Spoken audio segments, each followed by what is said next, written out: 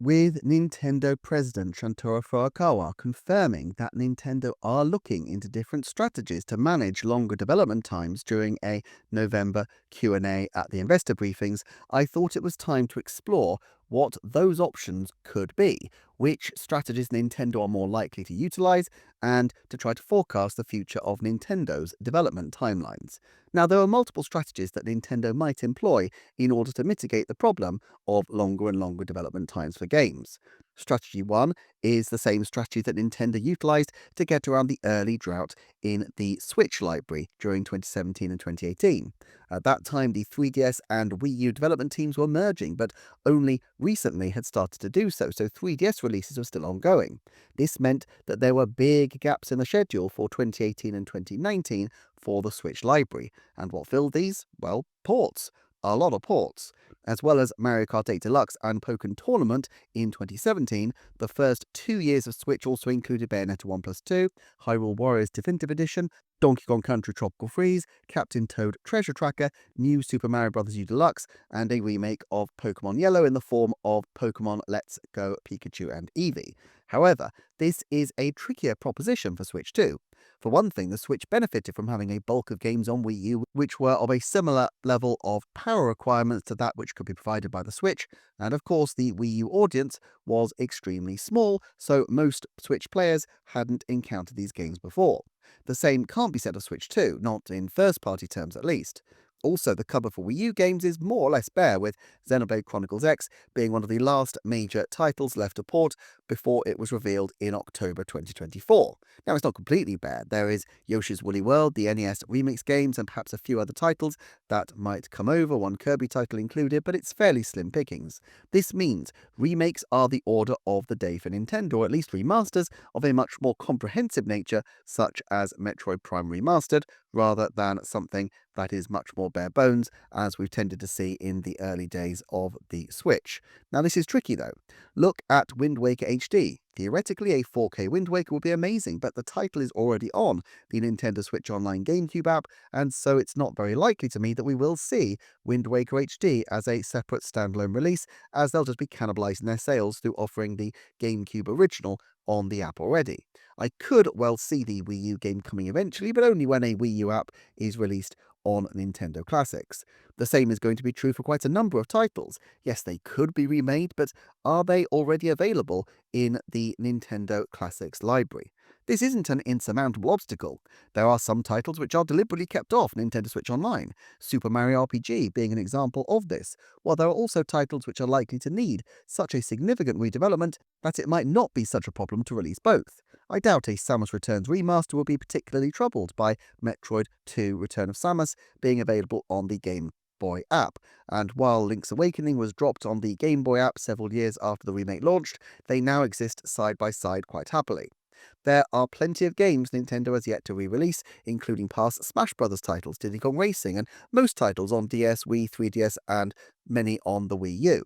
Having said that, while titles like Luigi's Mansion 2 HD and Donkey Kong Country Returns HD were fine as end-of-life titles for the Switch, and these kinds of releases may continue for some time, it's the rare title that, like Metroid Prime Remastered, can really generate hype and excitement through a brand new release.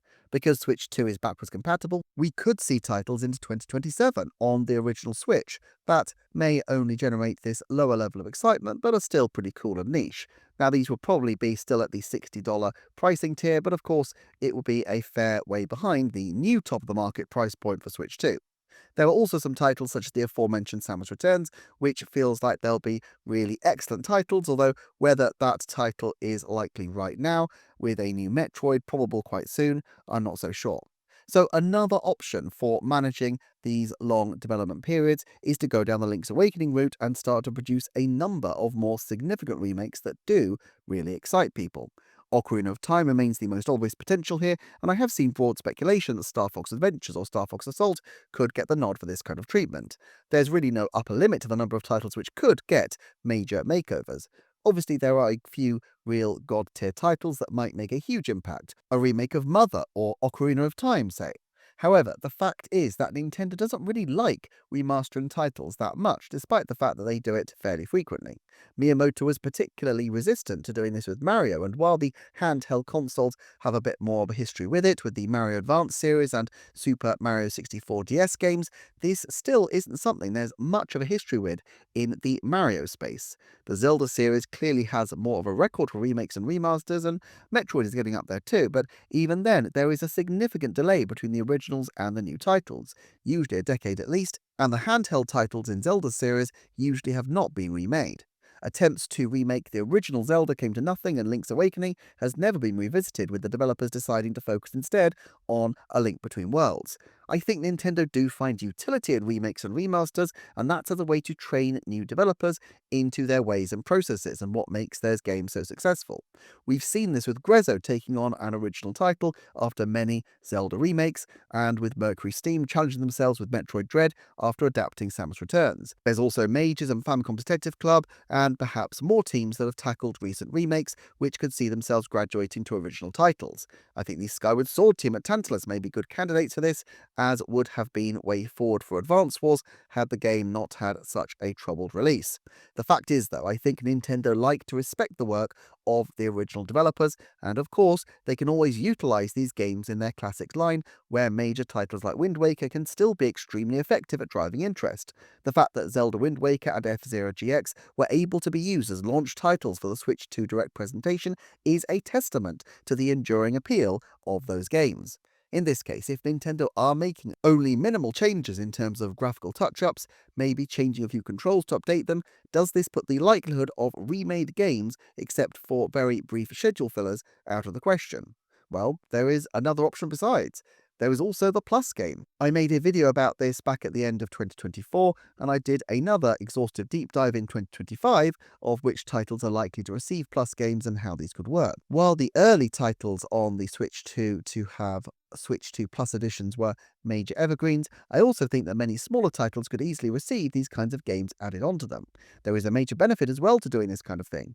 Experimentation is such a key part of Nintendo's history, and yet with game costs and expectations escalating, the risk is that more games will play it safe in many respects. Mario Kart World is a dramatic departure for the series in a lot of ways, but as innovations go, having an open world and various new power-ups and costumes doesn't feel like such a radical change to the format, given how big open world titles have become in the recent decade. Plus, games allow for completely different mechanics to be trialled with a smaller team. The groups can then test the water for how successful the ideas are before going ahead. I've mentioned previously the example of Link's Awakening's Dungeon Maker mode, which reportedly preceded the idea to remake Link's Awakening at all. Link's Awakening was chosen because it had small modular dungeon rooms, which suited the Dungeon Maker. The title could easily have become a full Zelda Maker, but they evidently wanted to test out the concept first, and it seems that they didn't consider the Dungeon Maker content was strong enough for its own game, as even Echoes of Wisdom went in a different direction for it, even though they seem to have started with some Dungeon Maker style ideas at the beginning. Now, all this has the advantage of allowing a far greater number of smaller games that come out at a regular cadence by innovating in a Plus game while re-releasing old content. It also seems plausible to me that we could see remixes of past titles. Take Mario Kart 8 Deluxe. We're unlikely to see a new Mario Kart game for a very, very long time, as they will want Mario Kart World to be their premier title for the next decade. But it occurs to me that in 7 or 8 years, Nintendo has the potential to get a late in life boost from even a title as thoroughly exploited as this one by doing a version of the game that is radically different, permitting more racers, having double team mechanics, and whatever else will be a $20 update that would allow a major evergreen to re-enter the Switch 2 lineup, perhaps even as a 20th anniversary edition if the Switch 2 still doesn't have a sequel by 2034. Other titles would suit this as well. Essentially, this is what Tears of the Kingdom did with Breath of the Wild, although obviously it evolved far beyond DLC to be a massive title in its own right. But what if Nintendo wanted to use this world as the backdrop for a co-op game or a Battle Royale title? There's a lot of scope in Hyrule, and having a solid world to work in probably also gives developers some degree of a leg up in terms of designing what they want to do. If they want to test mechanics, the teams usually seem to use very simple versions to see if the core gameplay style feels fun, but now it's possible to plug their tests into some games which already look pretty awesome on the Switch too, and this would potentially save quite a bit of development time. Even if the games aren't used wholesale, I would expect to see heavy reutilization of assets in the same way we've already seen from Nintendo in years gone by, from everything from Link's crossbow training to the way Hyrule Warriors Age of Calamity and Age of Imprisonment use assets from the Wild games. However, this opens up the next major opportunity for people developing titles at Nintendo, and this is what Arlo long ago called the Timely Asset Reusing Sequel, or the rather underwhelming acronym of TARS. Tears of the Kingdom was definitely in this kind of style, although it wasn't as timely as many would have liked. Could there be, for example, another title in the Mario Kart World universe? Perhaps another spin-off like Mario Kart Live Home Circuit? Could we see Donkey Kong Bonanza's mechanics reused in a slightly different context? A fitness boxing game where you sing and box and destroy things, perhaps? I'm being slightly tongue-in-cheek, but of course, Ring Fit Adventure utilised many of the same assets of Breath of the Wild, and the extra modes referred to titles like Super Mario Odyssey. Now, this is problematic in some ways, though. Explicitly sequel titles tend not to perform as well for their franchises as wholly original games. Super Mario Galaxy 2 and even Tears of the Kingdom are examples of this, if you can call a title that soared to nearly 20 million sales within weeks a disappointment in any way. The fact is that people know if a game is an extension, and they can feel when something is brand new. If another few years in development leads to significantly more income, not just in sales but in reputation for the series and spin-off potential, then potentially doing a more limited scale sequel could be a Pyrrhic victory for some of these major franchises. The other thing we need to consider is opportunity cost. By doing an asset reusing sequel, it takes the time that could have been used to develop new ideas and plough them into a game with a more defined ceiling in terms of sales. Of course, there are ways around this too. For one thing, there's the classic studio split. Nintendo has split studios down and down before as they've expanded, having a team working on more limited sequels while having a different team do something brand new, and this could be exciting and something they could easily afford to do at the current time. They could also split franchises down. Motokura specifically referred to the idea that from now Donkey Kong would have both 2D and 3D branches when he was interviewed concerning the game he produced, Donkey Kong Bonanza. But within Mario, there are core-space and sandbox mechanics, and it wouldn't surprise me if going forward we see teams dedicated to sandbox 3D Mario and a largely distinctive team focusing on core-space titles in the manner of Super Mario 3D World and Super Mario Galaxy. In Zelda, it seems unlikely that Aonuma would want to return to the old linear style of games, as he recently referenced the freedom to find your own solutions as being part of the core concept of what Zelda is. But then again, Aonuma may well be moving on at some point, and the temptation may exist to do a title that is in the traditional Zelda mold. More likely still is that we could see some 3D titles subdivided into perhaps a multiplayer focus game alongside something original. Or we could just go the Game Freak on Pokemon route and have multiple concurrent teams, so that even if each Zelda game has a 10 or more year development period, we will still see roughly 5 yearly games. And not all games need to be full epic titles. Splatoon Raiders appears to be potentially a little bit smaller in scale, though it's hard to fully tell just from early impressions. This brings us back to the Plus Games concept of smaller experimental titles alongside major ones, and the push for digital will only make this more easy for Nintendo to manage as a strategy. If they are able to produce titles which are slightly smaller, but still sell them for, let's say, $40, then this could be something that is worth doing. Then again, perhaps Nintendo should go for epic games, but make them so epic that they spread over multiple titles. Shining Force 3, a favourite game of mine, is essentially 3 titles that fuse into one epic story using similar mechanics, and there's the example of Sonic 3 and Sonic & Knuckles back in the 90s as 2 games which clipped together to make a huge singular title. The days of DLC make these kinds of experiments less common, but it still seems plausible to me, especially for something like Fire Emblem, that you could have a game told over multiple entries.